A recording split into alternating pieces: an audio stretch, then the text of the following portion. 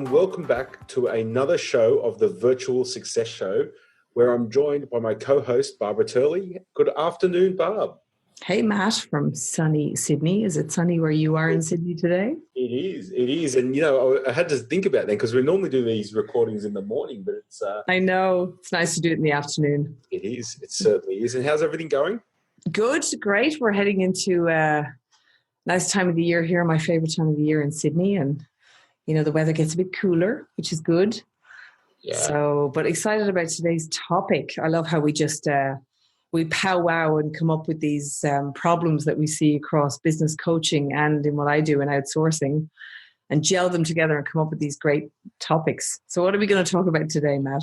Well, so today's, as Barb and I were preparing, we were thinking about, the technology that's crucial to succeed and win when you're working with your virtual teams. And I think there's so much technology at our fingertips these days, and so much advice around you should use this, and you need to get that, and you need to integrate it with this. And it can be very, very confusing for many of us. And, I know technology is not something that has come naturally to me. It's something that I've had to learn and train myself with. But the key is that there are some crucial pieces of technology that you must adapt and adopt in your company to succeed with virtual assistants. Definitely. I mean, I echo those thoughts. And, Matt, so I'm someone who is into technology and I love integrating systems and everything, but my love of simplicity is bigger. So even though I love tools, I actually have very few. And we recommend strongly that clients stick to a few key things. And it was great when we were discussing this today to actually come up with three. Like, there's lots of things we could talk about, but there are three that we would describe as the non-negotiable. Like, if you want to get success with a VA or a virtual team, or honestly, even if you have a company that just has a lot of people, there are three non-negotiable tech tools and setups that we've kind of isolated to make this work. Absolutely. So let's kick this off, Matt. Okay. So the number one that Barb and I were discussing was you need a project management tool. So it may be a tool like Asana, Basecamp, Trello, or the like. Our preference and what we both use in our respective businesses, and I know, Barb, you highly recommend it with all of your clients, is Asana. Yeah. Now, what's the experience that you and your team have had around this, and why it's essential to have this project management tool? Yeah, look, when you're starting out small and you've only got a few tasks to hand to a VA, it's very easy just to put it on a PDF doc or, even a quick email, or if they're the same every day, that's okay. But what you find, and you find this very quickly, that things start to break down, mistakes start to happen, there's confusion around who said what when, deadlines, etc., get missed, and lots of things start to go wrong if you don't embrace a project management tool, something like Asana. There's also Trello, there's Teamwork PM, there's a few different ones you can use early on. And I would adopt it as early as you possibly can, even though you may feel some resistance to it in the beginning. And the trick with Asana for me is that it can do a lot of stuff, right? And you can actually have the paid version, which does even more. But let's deal with the free version. You can do a lot in there. The issue with it is that you can create Frankenstein. So again, while we want to create simplicity with our tools, we want to have simplicity within our tools as well. So for anyone starting out with this, the best thing to do is just to stick to, tasks and projects, and don't put too much dependencies and other things in there that you can do. And it keeps things very tidy because all of your instructions to do with a particular task are attached to that task, and you can update things, and your VA can update you on a particular task as you move through things. So it's different from email in that way, in that you don't lose the threads, and there's no like, I can't find that email, I didn't know what one you were talking about, or I got confused between tasks. It eradicates all of those issues, which is very important when you're dealing with virtual teams, because this sort of thing happens a lot. Absolutely. And the thing I love most about it too is the accountability that it provides. One of the big I guess, fears a lot of people have when engaging a virtual assistant. How will I know what they're doing and when they're doing it and the like? The beauty with a project management tool like, say, Asana that's used properly is there's transparency over what tasks or projects they need to be working on at a given time. I love especially the recurring tasks, and we've done a show on recurring tasks earlier. But the beauty is you can see each day, did they do their recurring tasks? Now, it's very easy for them to go in and tick things off.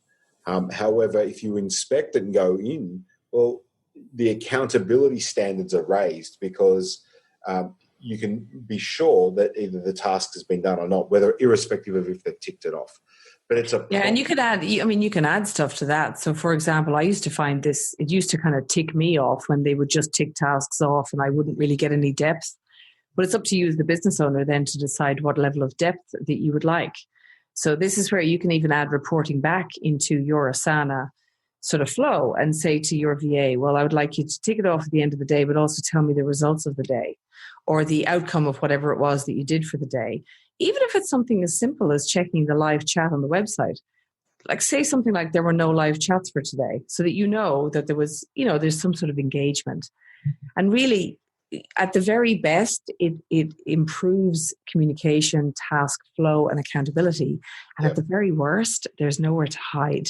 So if you do have a VA, and let's face it, this happens out there in the VA land, who you feel you don't really know what they're doing, well, this will help with this problem because it's very easy to highlight the good VAs and the bad VAs, put it this way, if you have a good process inside of Asana. Yeah. The last thing for me on the project management tool is when you're working on a project and you've got multiple people, you may have a couple of VAs and yourself, and it might be another supplier. The beauty with it when you use a project management tool really well is it's not dependent on someone remembering to forward an email or relay a conversation, because if all the comms around that project happen within Asana, then everybody that needs to understand and know about those comms gets access to it. Absolutely. And so you reduce a lot of double handling, you reduce a lot of error because of people forgetting not deliberately, but it's just, people have got a lot going on and they forget aspects. And so it really, it is to succeed with a virtual assistant. It's a must. I don't know anyone. It's a non-negotiable for me anyway. I'm like, you can't do this without. No. I mean, you can try, but the minute you get any bigger than a tiny weeny startup-y sort of little business that's just a hobby, anything more than that, you really need to get on board with something like Asana. And I mean, Matt and I have been doing this for years. We've been coaching and watching clients do this for years. And anytime I see a client coming through, if the brief says that they use email for task management, thankfully we don't see this anymore in our business because we sort of eradicated in our communications before people come in. But if we do see that, we all cringe as a team because we think, uphill battle to make a VA work in there. Yeah, it's tricky, right? So yeah, embrace it and treat it as a non-negotiable. Asana is great. Trello is also great. They're the easy ones and they're free, which is even better. Agreed. So then, of course, we have the big one of communication, Matt, which we've done. We did a 3-part series on effective communication. But what we're talking about here is how do we use technology to improve our communication flow? So even though you can comment on tasks in Asana, for example, there is a fine line between task management within your project management tool and flooding Asana with chat. So you need some form of chat or communication tool that is for fast, I would call it fast, quick communications that are not instructions. Now, I'm sort of laboring that point because I know in my business, I've got a rule. We fell into this trap ourselves, to be honest. You can use something like Slack or Skype. Some people use Facebook Messenger, whatever chat medium you want to use. But you've got to be careful that your rules are that you can chat about stuff in there, but you might want to make sure that the instruction on the task is put in the comments in Asana. So you can chat about it, but when the instruction is decided upon, you want to add that to the task in Asana. So you keep Asana clean, keep the chat on your communication tool. What about you, Matt? How does that Yeah, we're exactly the same. So anything to do with a project or task happens in Asana, but chat happens we use Slack. Mm-hmm. We did use Skype. The challenge is if you want to go back and search something, it's not as easy to do in Skype as it is in Slack. And I also like that in Slack we can set up, different channels that for different functions of the business. I know in ours we've got a finance channel, a marketing channel. It might be an event channel. So that way, then those comms are only going to those people that need to be part of those communications. Yeah. No, I mean, look, I'm a Skype user and I totally agree with you. I've wanted to move away from Skype for a while because we have so many people now. The issues we're facing is that a lot of our clients are using Skype as well. So the VAs are on Skype all day with clients, etc. Although a lot of our clients are using Slack these days too. But G Suite, Google have come out with their chat function inside of G Drive as well, which comes as part of all of the accounts in G Drive. So if you're a G Suite user, they are sort of coming out with their version of Slack in there. So I'm investigating that too, and about maybe moving our internal team to that chat function. But the main point here, though, I think is around making sure that you have settled on a communication tool, and preferably just one. Because what you find if you have 2 or 3 running is Jimmy wants to communicate with you in Facebook Messenger, and Joan is sending you a message in Skype, and someone else is sending you a text message, and before you know it, everything's all over the place and you can't follow anything. Yeah. So important to settle on your tool and just stick to it. And if you're going to make a change, take your time, because you're moving an entire non-negotiable piece of the business to a new tool, just like what I'm doing. Yeah. Take time with the decision. And you know what the big shift for me on this was, Barb? We used to, before we used Slack, it was either Skype or there was email chats. So you'd have these. So you'd have, and then what would happen is that as it starts to involve more than one person, you'd start getting copied in on these email chats, and I'd step out of a coaching session, and I'd have 70 emails. Oh, it's terrible. I know, you just ignore everything then you miss the one important email that somebody needed you to comment on. Exactly. It's terrible. Exactly right. Yeah. So the thing I love with Slack is I've got the app on my phone and my iPad. It's on my computer. I turn notifications off, but it means that when I go into Slack, that's our internal comms. So the team doesn't email me.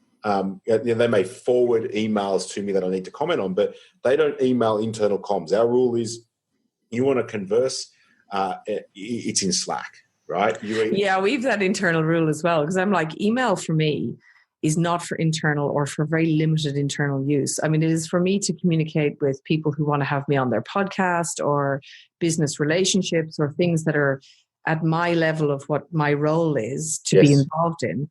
And look, I'm looking so closely at Slack because I know the issues around Skype, but I suppose, for the purposes of this conversation, it's important to have these boundaries around what you're using in your business, whoever's listening to this. Correct. And to decide on a channel, and then decide, like Asana, decide on the rules of how communication goes on in that channel versus your other thing. 100%. And so, and just to add to what Barb's saying there, you need to spell out when a verbal conversation needs to happen versus a written back and forth conversation, right? And absolutely. Because I think too often, we use Slack. I'll give some instances on how we use it for, I guess just camaraderie within our team. I have because I'm on the road quite a bit. I used to do we used to have our stand-up meeting or our whip meeting each day. Now we've got a channel called Stand Up, and so everyone has to, by 9:30 a.m. Sydney time, has to put in what are their 3 to 5 key tasks they're working on each day. Did they complete their tasks, all their tasks they agreed to do yesterday? And do they need any help from me? Right. And I love this idea. I and, should do this. and what's awesome about that is we get the same effect of having a meeting, but it's now done in Slack and there's greater accountability. Like we will have a bit of banter in ours as well.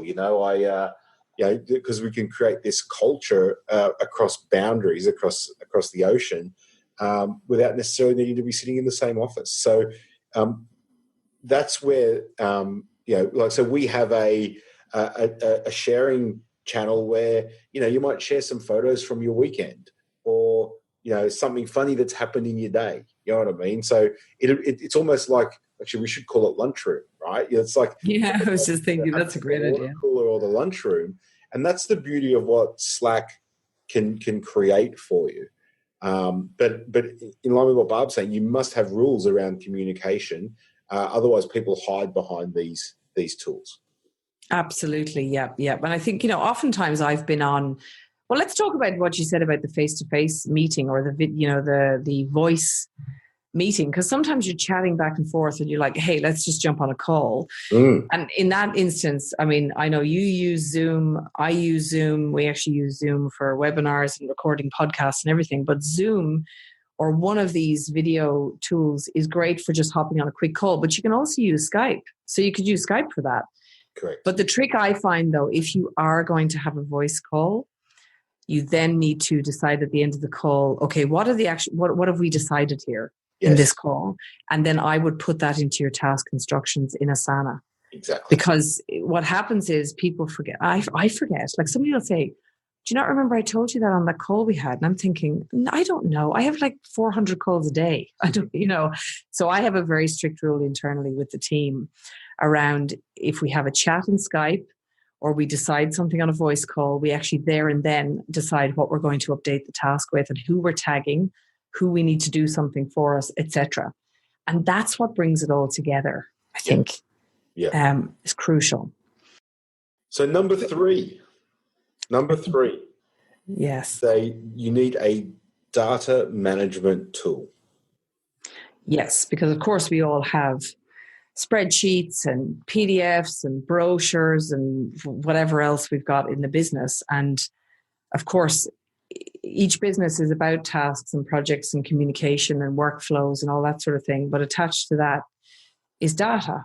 And how do you manage where does everyone find stuff? How do you have a system around not having to constantly have people pinging you, where's that spreadsheet or where do you find this sort of thing? So you really need a good, solid, to choose one data management system, like let's say it's Dropbox for your business, or I'm a G Suite user, so I use G Drive, Google Drive. Yep. Which has its challenges as well, I'll be honest. But again, it's about creating the system that you are running inside of your data management tool to reduce friction within the teams. Yeah, and the beauty if this is done properly is you can manage the risk of people having sensitive information. You can who has what information and access to it, but also too, like Barbara was saying, you can reduce the communications around where's this, where's that. And I think the other important piece here, and I know when I first started working with VAs many, many years ago, often they'd save things onto their own computer, the hard drives on their own computer. And I'd go looking for something. Oh, sorry, it's saved on my hard drive, right? So now every single document we work on within the business is saved. We actually use one called Sync. We updated from Dropbox last year, but it's the same concept. The important thing is you choose one that works for you and your company. And and I would add to that, you choose one, and then you as the owner or the leader or your operations manager or whoever is the person the systemy person creates a system that other people in the business are taught to follow and need to follow. And look, I'm laboring that point because I learned this the hard way. I've only learned it recently. I got to the point where I had too many people sharing folders and sharing files in G Drive with me, and it just was a mess in there. So I had to go back and actually revisit how everybody is using our data management system. So it's not just about the tool. It's about then, we always talk about process and system, but it's about picking a tool and then setting the tone and the system and the usage and making sure that everyone on the team is on the same page, so to speak, about how they use it, which sounds like micromanaging, but it's not. It's actually just streamlining a business. Yeah, exactly. Yeah. So the thing I would also just lastly say on the data management is you want to think about, as I said, your business model, but also some of the current tools you're already using. So if you're in an Office 365 environment, then you may want to use SharePoint. If you're in a G Suite environment, you may choose Drive. I think that from a security perspective and the like, they're all much of a muchness. But then what you need to do is, what was great last year, we transitioned from Dropbox to Sync, and that enabled us to actually reformat exactly how we were going to catalog and file all of our files. That's great. It forces you to do that when you do a transition. Yeah, 100%. And so what we did was, the way we did that, I got the team to go, what are the things that you all need access to and have used on a day-to-day basis? And that's all we brought across initially. So I backed everything else up, and then we put it all in there. And what's been great is, as we've then continued to operate our business, there are things that we didn't come across. They were there, we included it, but we kept it really clean with a really clean structure. Everybody knows how to file, where certain things go, which then means they know where to go and look for them, and it streamlines the whole business. So yeah, and it's all look, I'm just thinking, this is all process again. So here's 3 literally non-negotiable, crucial tech tools you need: is project management tool, communication tool, data management tool. Those are the 3. But then you need a process for how each of those is used within your business that everybody shares. Yes. And again, this might sound like, well, I just want to hire A players who know exactly what they're doing. It doesn't matter how much of an A player somebody is. If everybody's A playing in a different process and a different game, your business will be a mess. It won't be an A player business. So it's this, I'm saying this really from the heart, because I have literally learned this the hard way myself. But definitely with the whole virtual concept, to get these things right is the difference between success and failure often with virtual teams, particularly VAs. And the VAs find it easier too, because they know then which system they're plugging into. Yeah, 100%. And, it really, when you've got these things set up, onboarding a virtual assistant into your business becomes easier. As you grow your team and you put people into different roles, it becomes easier to work out who needs access to what. And communication and management becomes very transparent and easy. And as I said, as I mentioned earlier, you actually reduce the amount of emails that you actually... Oh, yeah. Eradicate email. Yeah, we should definitely get that down. Yeah. Most people. If you've noticed, actually, one of the tools we have not said that is crucial is email. Even though that's crucial for other things, but not necessarily. I would stay away from email. None of my VAs are allowed to email me. There's just no email. It would have to be something very, very serious for them to email me about it. Yeah. So yeah, those are the top 3. Yeah, the top 3. Now, Barbara and I love to under-promise and over-deliver. And as we were coming up with the 3, there was another one that we both use regularly, but we wouldn't necessarily put into the crucial category. So here's the bonus tech tool that we believe that is amazing and great, and we both use pretty much on a daily basis, but not necessarily crucial to your success. And it's called Loom. Loom is a Google Chrome extension, and it's free. And the thing I love about Loom is if you're reviewing something, if you're trying to give an instruction and it's on your screen, you can click Loom and create little short videos that then render very easily. They create a URL that you can then send to the person. Like, so I'll create a Loom video and I'll post it in Slack to the person that I need to, or I'll post it in the task in Asana explaining what it is that I need done. And number one, it gives your VA the opportunity to watch what you're putting multiple times so that they can get clear on the instruction. It actually helps you as well, because I was thinking for me, when I do it, so sometimes if I'm trying to write something, and when it's like being tongue-tied, except with writing, and you're realizing that you're just not able to articulate what you're trying to say. Do a quick Loom, and you can, because then it's much easier to show somebody what you're trying to convey. And it just, sometimes there's been moments it's really sort of broken the back of that issue for me, where I can't really articulate. I've even sent them to my own accountant. So it's not just with VAs. Yeah. Sometimes I can't articulate to a tech person the problem I'm having or whatever, and it's much easier to show them. So Loom is fantastic for that. I use Loom when I'm sending proposals to clients, particularly when I know that it needs to the decisions with more than one person. Oh, yeah, great. And they can all get the same. And it's personalized. So you can send it to a new client. I mean, it's great for sales as well. But yeah, so we realized it's not like, in terms of VAs, I wouldn't describe it as the crucial non-negotiable, but it's a fabulous add-on. And it really is a bonus add-on to those three key things. So if you're not using that, definitely check it out. Barb, I think that's us for today. I think that's, please understand that what we're sharing here, the first three tech tools that we mentioned, we believe are crucial.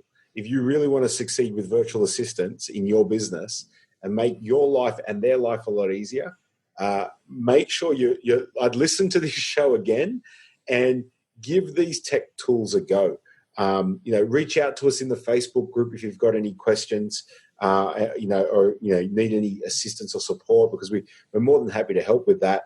But understand that without these, you really are making it near impossible for yourself to succeed with virtual assistants. And let's be honest, you're going to waste an awful lot of time, energy, and money, because it won't work. And this is why people, the internet is littered with people who say it didn't work for me. But and sometimes that can be a HR issue or a recruitment issue. But if it's not those issues, then it's the issues inside the business, this sort of thing, and getting them right and making a commitment to yourself to nail this, because actually it makes your life easier in general, in lots of ways. So Matt, I think that's a wrap for today. Great show. If anyone has ideas for other shows you'd like us to cover, even the simplest things or a complex thing, we'd love to know more. You can always hit us up in the Facebook group, Virtual Success on Facebook.